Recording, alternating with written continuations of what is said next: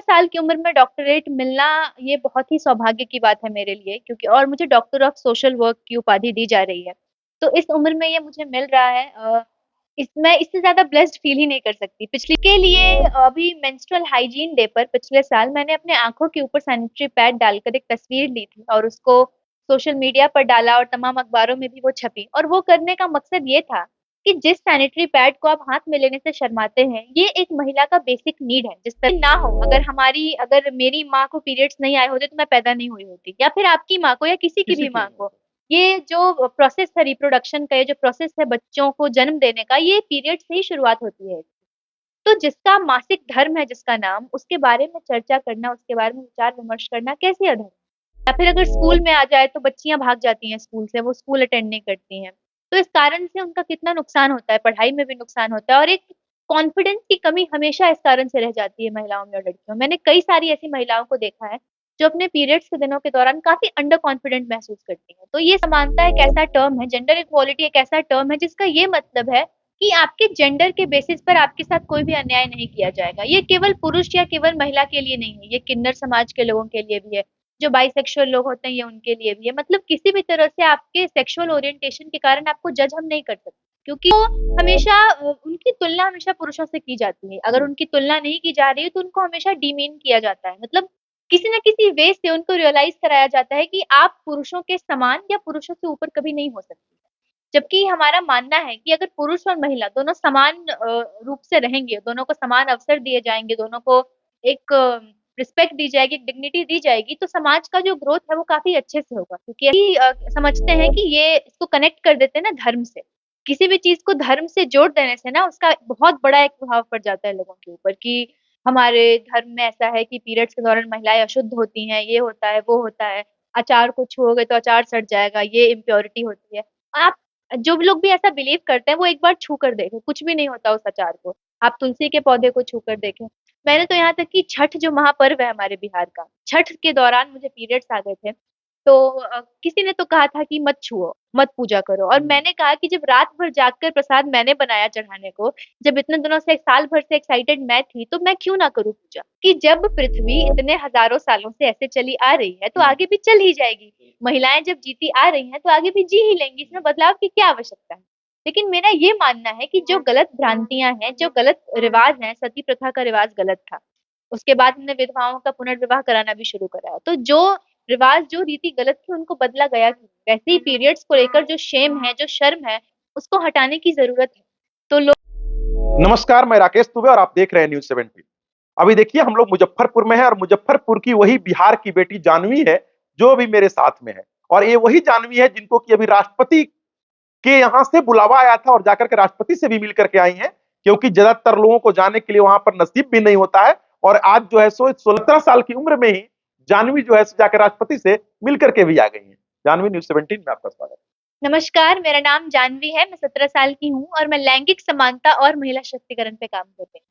सबसे पहली बात जब लैंगिक समानता की आती है, महिला सशक्तिकरण की आती है, लोग जो है आजकल महिलाओं को जो है सो हमेशा कहीं न कहीं महिलाओं को जो है सो इस पुरुष प्रधान देश यहाँ बोला जाता है। और पुरुष प्रधान देश में आप महिलाओं को समलैंगिक में कैसे करने की आपने क्या किया? और लैंगिक समानता एक ऐसा टर्म है, जेंडर इक्वालिटी एक ऐसा टर्म है जिसका ये मतलब है कि आपके जेंडर के बेसिस पर आपके साथ कोई भी अन्याय नहीं किया जाएगा। ये केवल पुरुष या केवल महिला के लिए नहीं है, ये किन्नर समाज के लोगों के लिए भी है। जो बाइसेक्सुअल लोग होते हैं, ये उनके लिए भी है। मतलब किसी भी तरह से आपके सेक्सुअल ओरिएंटेशन के कारण आपको जज हम नहीं कर सकते, क्योंकि पुरुष या महिला होना ये हम डिसाइड नहीं करते हैं, ये पहले से डिसाइडेड होता है।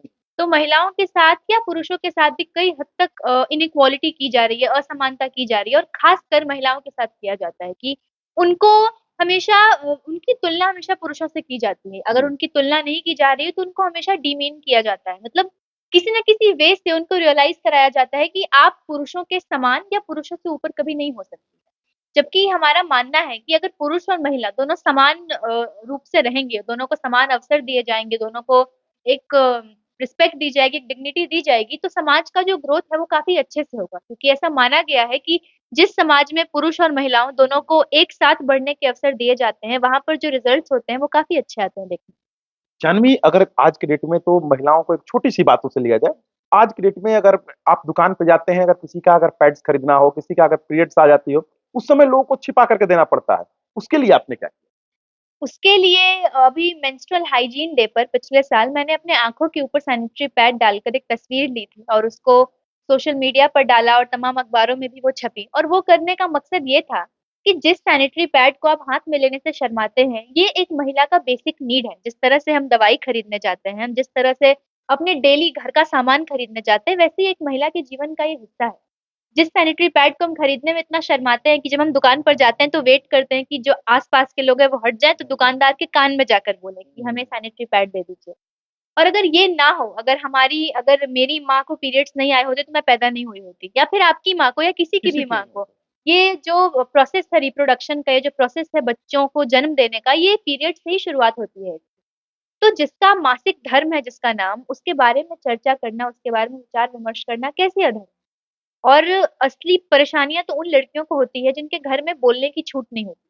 मेरे घर में ये फ्रीडम मुझे मिली है बचपन से ही। और मतलब कई सारी अर्बन फैमिलीज़ में ये फ्रीडम होती है, लेकिन जो गाँव की हमारी लड़कियाँ हैं, जो गाँव की बहन हैं, जो गाँव की बेटियाँ हैं, उनको बोलने का अवसर नहीं दिया जाता, वो अपनी प्रॉब्लम शेयर नहीं कर पाती। उनको हमेशा से यही कहा जाता है कि जब भी पीरियड्स आए तो किसी को बताओ मत, बताओ भी तो घर की किसी औरत को बताओ। या फिर अगर स्कूल में आ जाए तो बच्चियाँ भाग जाती हैं स्कूल से, वो स्कूल अटेंड नहीं करती हैं।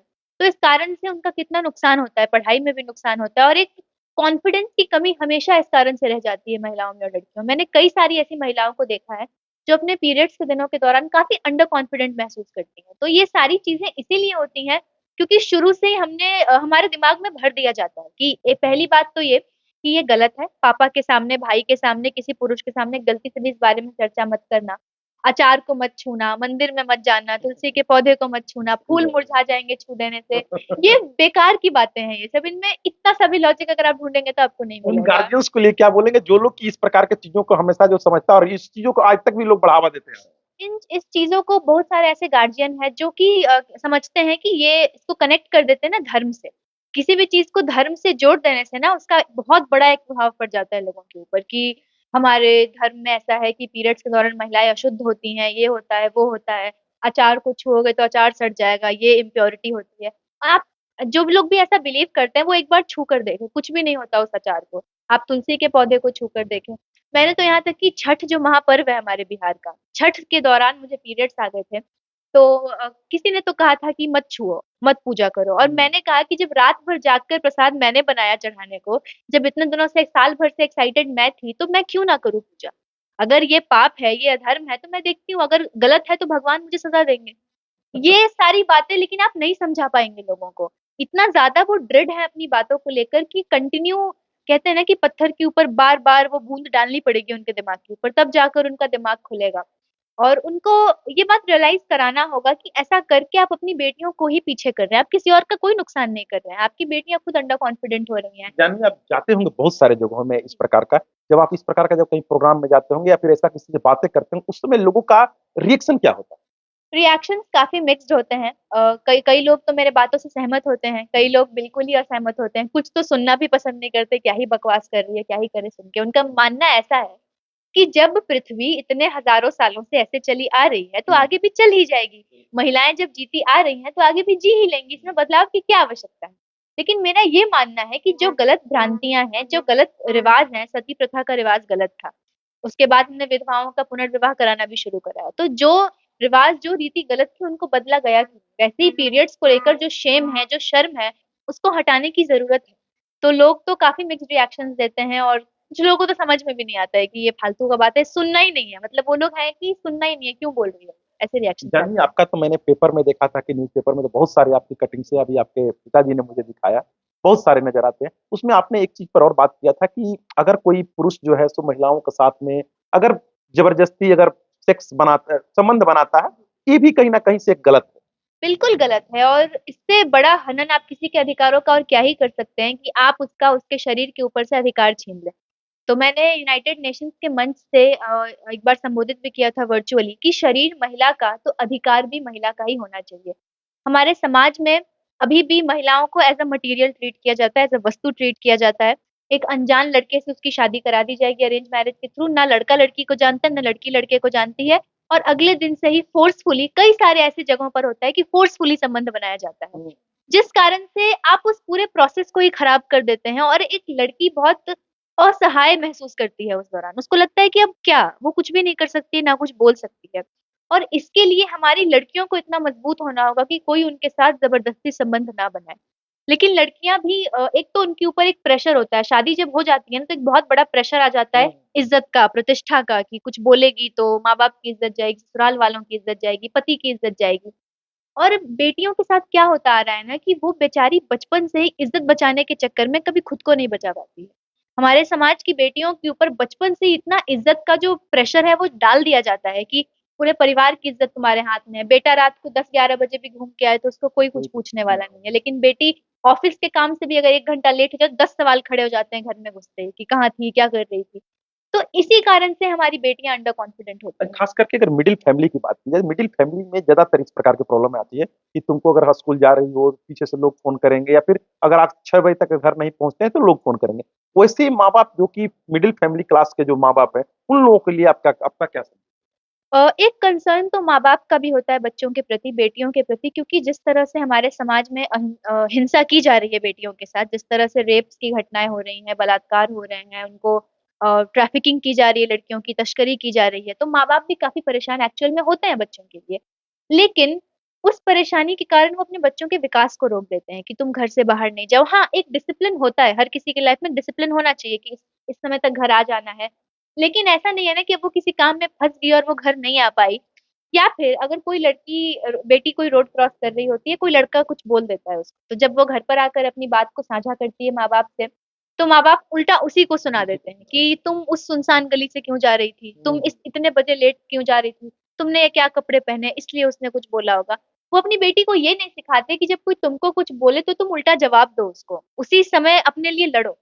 हमेशा से कहते हैं ना कि कभी-कभी माता-पिता को ओवर प्रोटेक्टिव होना भी बच्चों के लिए खतरनाक हो जाता है। अपने जब बच्चों मैं को आपकी कपड़े पर जब बात लाए, आज की डेट में जो बहुत सारी ऐसे लड़कियां हैं जो कि दुपट्टा नहीं लेती हैं, तो उसके अगल बगल के लोग, आप भी शुरू में जब आप इसको स्टार्ट किए होंगे तो आपके भी अगल बगल के लोगों ने आपके ऊपर बहुत सारी बातें बोली। बहुत सारी बातें सुनने को मिली, कई सारी गालियाँ सुनने को मिली, कई अभद्र शब्द सुनने को मिले कि ये क्या बातें करती है क्योंकि बिहार में अभी भी एक लड़की के लिए सेक्स और पीरियड्स के ऊपर खुलकर बोलना बहुत बड़े हिम्मत की बात है अ, और बहुत कुछ सुनने को मिला जब मैं इंटरव्यूज़ के कमेंट सेक्शंस भी कभी-कभी जब देख लेती हूँ, तो वहाँ भी वही देखने को मिलता है। लोग सामने से भी बोलकर बहुत बार बेशर्म है, ये कैरेक्टरलेस है, कैरेक्टर ये लेस। गंदी बातें करती है, ये भारतीय सभ्यता संस्कृति को भूल गई है, कई सारी बातें सुनने को मिलती हैं। लेकिन मैं ऐसा फ़ील करती हूँ कि मैं जो क कर रही हूँ, मैं जिस बारे में बात कर रही हूँ, वो सच्चाई की लड़ाई है। और इस लड़ाई में जब भी किसी इंसान ने कुछ न कुछ करने के लिए आवाज़ उठाया है, तो लोग आए हैं दबाने के लिए। लेकिन मेरा मानना है कि मेरा जो मकसद है कि हमारे भारत को, हमारे पूरे विश्व को जेंडर इक्वल वर्ल्ड बनाने का, जहाँ पर पुरुष और महिलाएँ समान रूप से अपने जीवन का निर्वाह कर सकें। ये करने में कई सारी बाधाएँ आएँगी, लेकिन जो युवा शक्ति है, जो लोग भी जुड़ते हैं, जो लोग भी इस लिए काम कर रहे हैं, वो लोग कभी भी डिमोटिवेटेड ना हो ये सब सुनकर क्योंकि कुछ तो लोग कहेंगे लोगों का काम ही क्या है। यानी आपने बहुत सारी ख्याति प्राप्त की है। कुछ ख्याति के बारे में बताइए कि आखिर कौन-कौन से रिवार्ड्स आपको मिले? जी, सबसे पहले तो मुझे यूनाइटेड नेशंस फाउंडेशन अमेरिका से वर्ष 2020 में अवार्ड दिया गया था। उसके बाद लगातार 3 साल तक मुझे वहाँ से हैट्रिक अवार्ड मिले। साथ ही साथ मेरा नाम इंडिया बुक ऑफ रिकॉर्ड्स में भी दर्ज है। और उसके अलावा मुझे ग्रेजुएशन की डिग्री से ही सम्मानित किया गया था जब मैं क्लास 10th में थी तभी। और उसका विषय था menstrual, sexual and reproductive health. इस विषय में ग्रेजुएशन से सम्मानित किया गया था। और इसके अलावा कई सारे अवार्ड्स भी मिल चुके हैं। मैं 2 पुस्तकों की लेखिका भी हूँ। और नेल्सन मंडेला जी के सिद्धांतों पर चलने वाली जो उबुंटू लीडर्स अकेडमी है, मैं उसकी भी नेता हूँ। मैं नेल्सन मंडेला जी के थॉट्स का प्रचार-प्रसार कर रही हूँ और अभी हाल ही में मुझे कॉमनवेल्थ के द्वारा उनके 56 देशों के लिए sexual and reproductive rights lead के रूप में चुना गया है कि मैं इन विषयों पर इन 56 देशों में कुछ काम कर सकूँ हुँ, कि जो महिलाओं के जो अधिकार हैं, जो सेक्सुअल राइट्स हैं, उनको बढ़ावा दिया जाए, उनका सम्मान किया जाए। और साथ ही साथ मैं पिछले साल मिस टीन इंडिया भी बनी थी व्यूअर्स चॉइस के द्वारा और लाखों वोट्स ने मिलकर मुझे जिताया था और एक ताज मेरे सर पर आया था। मैं मिस टीन इंडिया 2022 भी रह चुकी हूँ। और आपने एक और चीज़ कहना भूल गया, और ये हम आप लोगों को बता रहे हैं कि इनको जनवरी में जो है सो इसी उम्र में एक डॉक्टरेट का भी उपाधि मिलने वाला है, जिसके लायक अगर जनरल लोगों को बोला जाए, वो उस लायक अभी नहीं होते हैं। लेकिन आखिर आपको इसको देने के प्रति क्या था लोगों का, या फिर किस क्यों आपको दिया जाए? जब मुझे ये खबर मिली कि मुझे डॉक्टरेट जितना बड़ा सम्मान मिलने वाला है, तो मेरी आँखों में तो आँसू आ गए थे। मैं रोने लगी थी खुशी से, जब पापा ने मुझे बताया। तो 17 साल की उम्र में डॉक्टरेट मिलना ये बहुत ही सौभाग्य की बात है मेरे लिए, क्योंकि और मुझे डॉक्टर ऑफ सोशल वर्क की उपाधि दी जा रही है। तो इस उम्र में ये मुझे मिल रहा है, मैं इससे ज़्यादा ब्लेस्ड फ़ील ही नहीं कर सकती। पिछली बार मैं रोई थी जब राष्ट्रपति महोदया के यहाँ से बुलावा आया था तब, और फिर अभी डॉक्टरेट का सम्मान मुझे 6 जनवरी को मिलने जा रहा है, तो काफ़ी अच्छा महसूस हो रहा है। इतने सारे संघर्ष के पीछे का राज क्या है और इसके लिए आप किसको सबसे बड़ा थैंकफुल देना चाहेंगे? सबसे बड़ा थैंक्स मेरे माता-पिता को है, क्योंकि अपनी बेटी को इतना हिम्मत देना अपने आप में ही हिम्मत की बात है। मेरे माता-पिता बहुत हिम्मती हैं, उनको कुछ फ़र्क नहीं पड़ता दुनिया वाले क्या बोलते हैं, क्या सोचते हैं। क्योंकि अगर वो मुझे हिम्मत नहीं देते तो मैं नहीं बोल पाती इतना खुल के। जैसे और बेटियाँ चुप रह जाती, मैं भी शायद वैसे ही चुप रह जाती, क्योंकि क्रांति सबके मन में आती है। क्रांति का जो वो उबाल है वो सबके खून में आता है, लेकिन उसको शांत कर दिया जाता है। मेरे माता-पिता ने उसको बढ़ावा दिया, तो सबसे बड़ा थैंक्स उनको है। और इस स्ट्रगल के पीछे की मोटिवेशन यही है कि मैं हर उस महिला को, हर उस लड़की को खुश देखना चाहती हूँ, हँसता हुआ देखना चाहती हूँ, जो कि कहीं न कहीं समाज की बंदिशों में आने के कारण पीड़ित हैं आज भी। चलिए, तो आपने अभी जाह्नवी को सुना और जाह्नवी को अब हम लोग जनवरी माह से अब इनको जाह्नवी नहीं, डॉक्टर जाह्नवी के नाम से ही हम लोग बुलाएँगे और आप लोग भी उसी नाम से इनको जानेंगे। लेकिन ये महिलाओं के लिए जो कर रही हैं, इसको लेकर के आप लोग क्या समझते हैं, क्या बुझते हैं? एक बार वीडियो के कमेंट सेक्शन में कमेंट करके ज़रूर बताइए।